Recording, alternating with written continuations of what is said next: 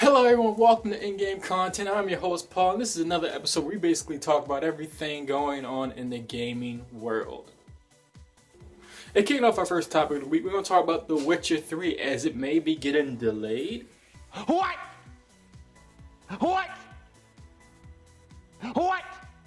And it turns out the reason for this being is that CD Projekt Red thought that in order to deliver a great Witcher experience, they would need to push the game back to February of 2015 instead of having it launch on the fall of 2014.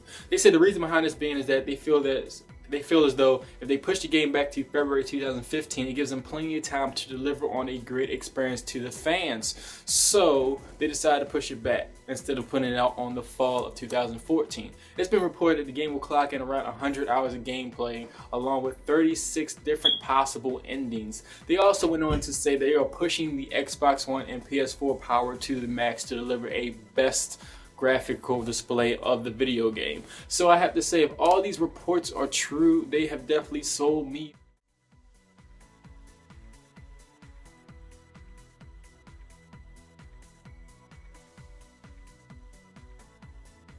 Now let me ask you a question.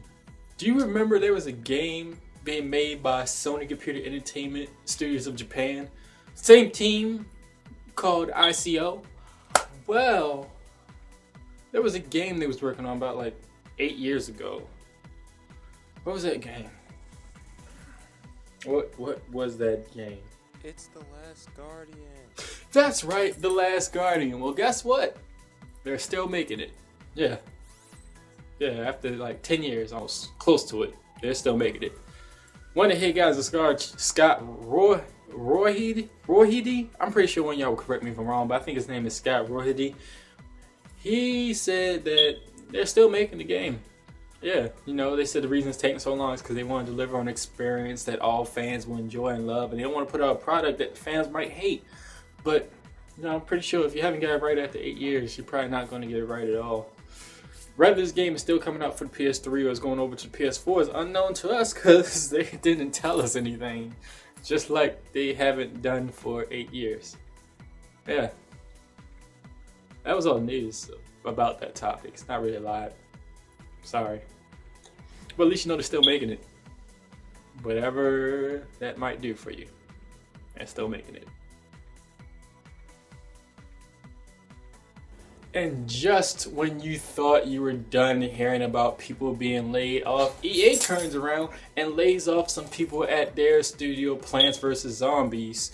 Well, Plants vs. Zombies Studios at PopCap Games. It turns out the reason EA had to lay people off was due to the simple fact of the matter that they needed to do this in order to give them some leniency and some room to continue on with what they want to do with that studio.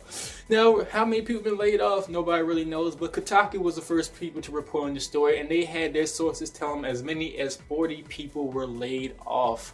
So I really don't know if it's true it's 40 people laid off, but I do know for a fact there were people laid off at Plants vs. Zombies Studio, and we here at Secret Hero Nerds hope they all get back on their feet quite soon as possible, because I personally know for a fact how hard it is to find a new job in this economy.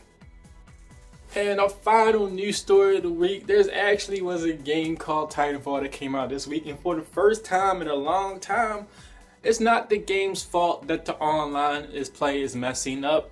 It's actually the system itself, as the Xbox One people could not log into their Xbox Live accounts to play Titanfall, which spells bad for the Xbox One, especially since this is supposed to be a system seller. It turns out that a lot of people thought it was Titanfall, but the director of Titanfall, along with Major Nelson, hit Twitter saying, "This is not Titanfall, this is the Xbox One that is messing up." It turns out, though, the 360 didn't have such a problem, so apparently it was just this system that had a problem. Now, this is probably a bad thing for the Xbox One, especially since it's struggling in the market right now. But, they said they're working on fixing the problem. As far as I know, I think the problem has been corrected, but that's not really good. They really needed to step the game up, especially when Titanfall did everything right on their part and then Xbox One did not. So hopefully they get that problem fixed out soon enough. But that does it here at In-Game Content. You can find a link to all the topics we talked about, along with any videos that may be connected to any of the topics we talked about in the links down below.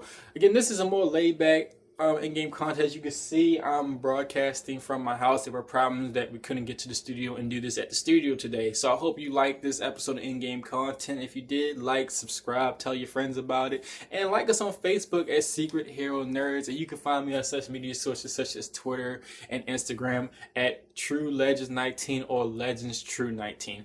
Again, I'm your host Paul. I hope you enjoyed in-game content, and I hope to see you next week.